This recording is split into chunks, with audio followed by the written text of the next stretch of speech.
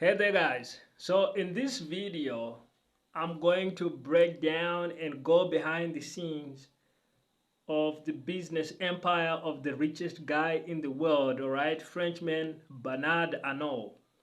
But what I'm going to do is I'm not only going to do that, I'm going to reveal three of the secrets behind his rise to wealth and power.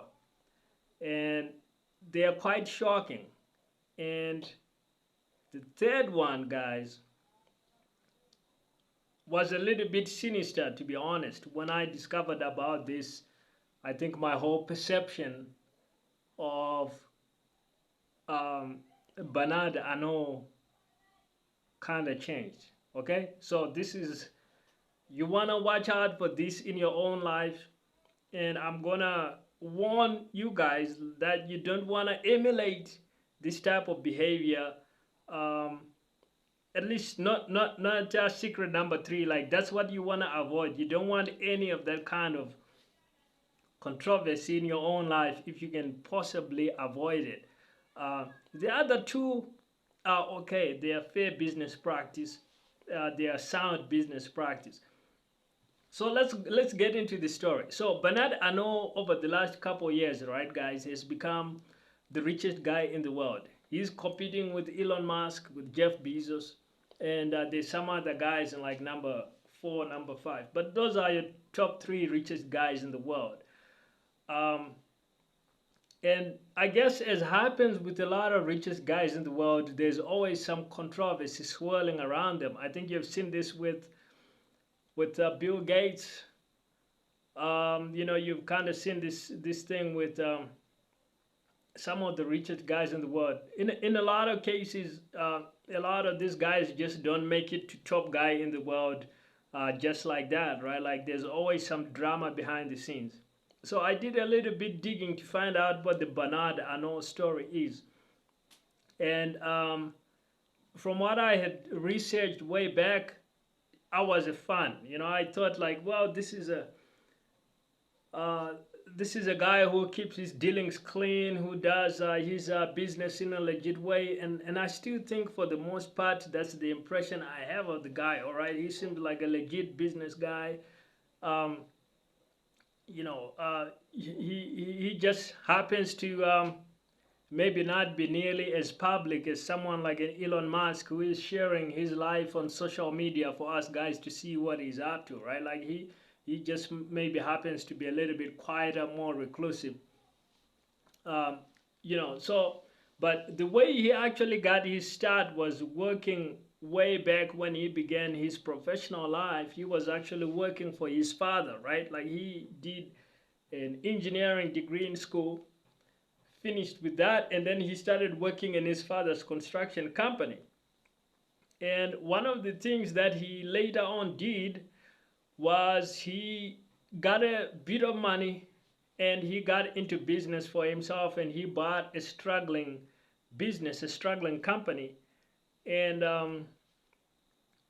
one of the and some other stuff, but one of those was Christian Dior, which was a struggling, like a fashion house. There were a lot of these fashion houses out there, I think in France and Italy and places like that. um, and some of these businesses had been around for years, right? Like, probably decades. But so he was able to do that, and he got into the fashion and luxury world. But he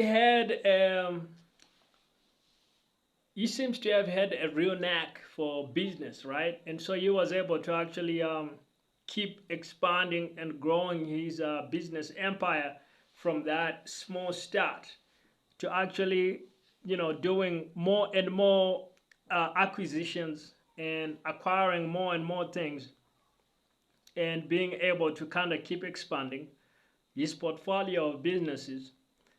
And over the years, he was then able to actually buy a controlling stake in LVMH, which is like, his biggest company, his biggest business. And this is a business with a lot of other owners, but he was able to get in as uh, to get in and over time build up a controlling stake. But he is a shrewd businessman, right? Like he's been able to really build that up into a massive luxury powerhouse.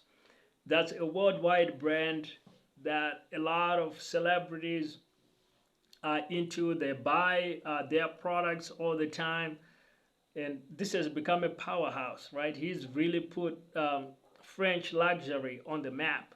He's one of the guys behind doing basically that.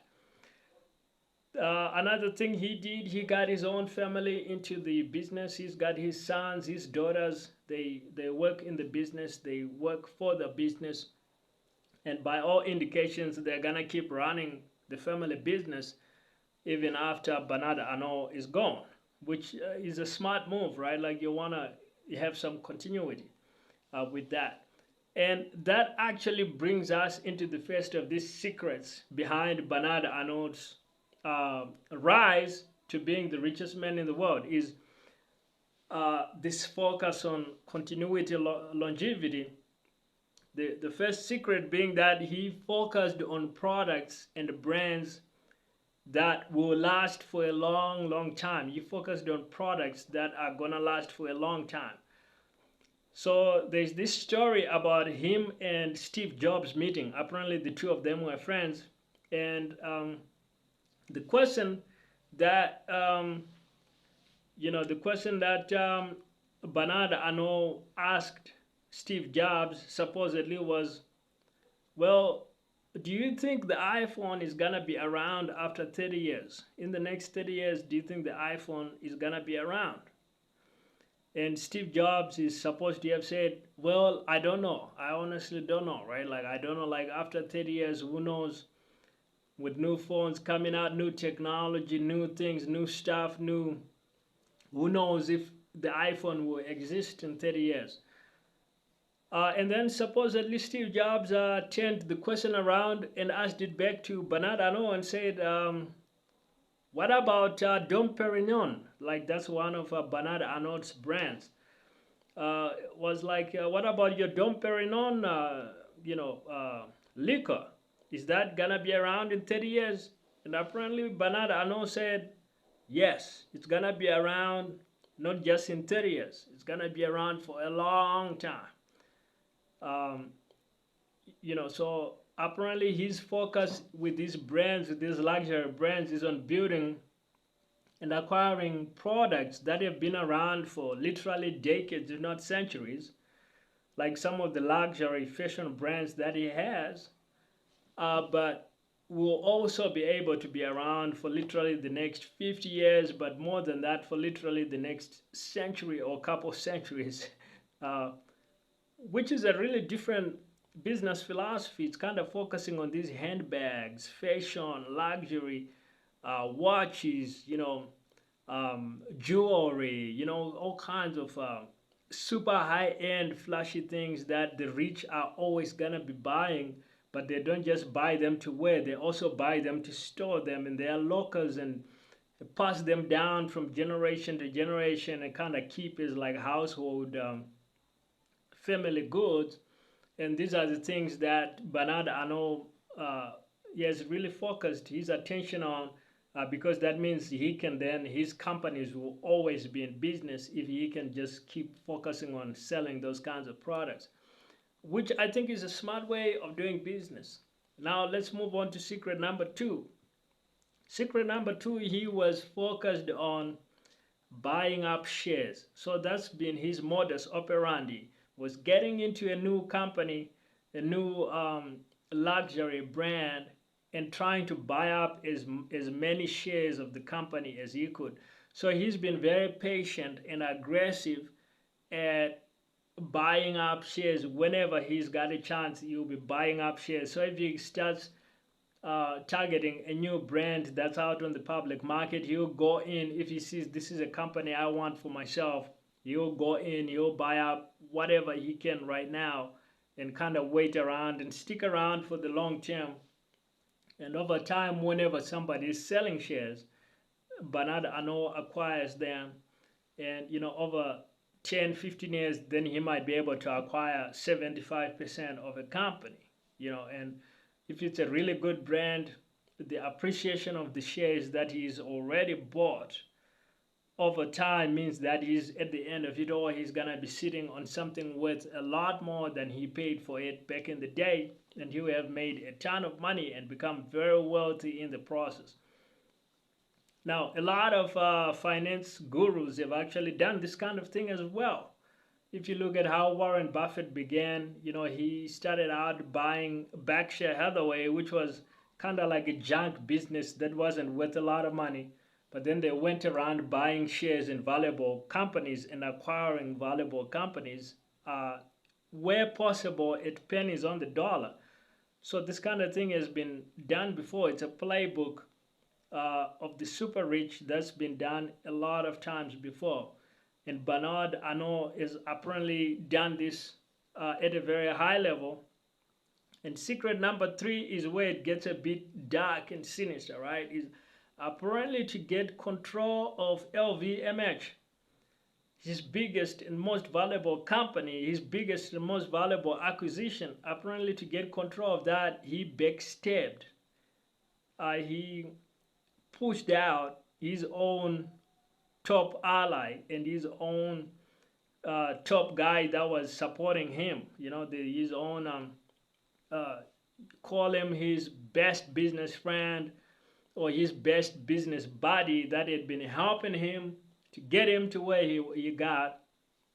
Apparently he pushed that guy out so that he personally could acquire the in the critical moment, so that he himself could benefit, which is very controversial in a sense, because when you're doing business with people, that's why I pointed out a warning at the start, like, guys, be careful who you're doing business with. Some people are like that. They're gonna push you out, they're gonna throw you under the bus when they get a chance.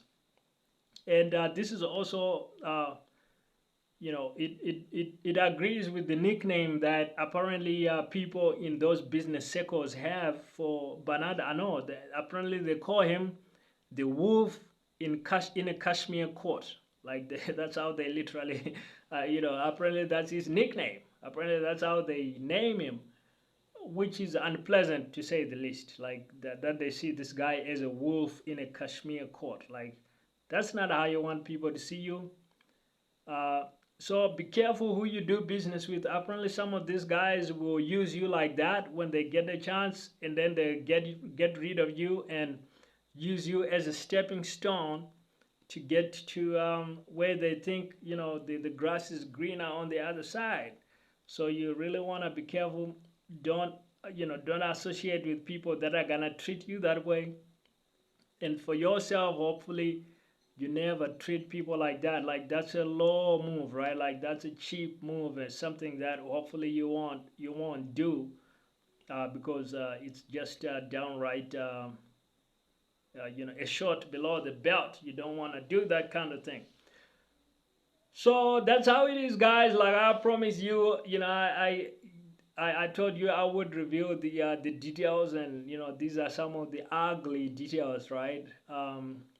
So that's all I have for you. And if you need some free resources to help you with growing your own business, you can grab them. The links will be in the description.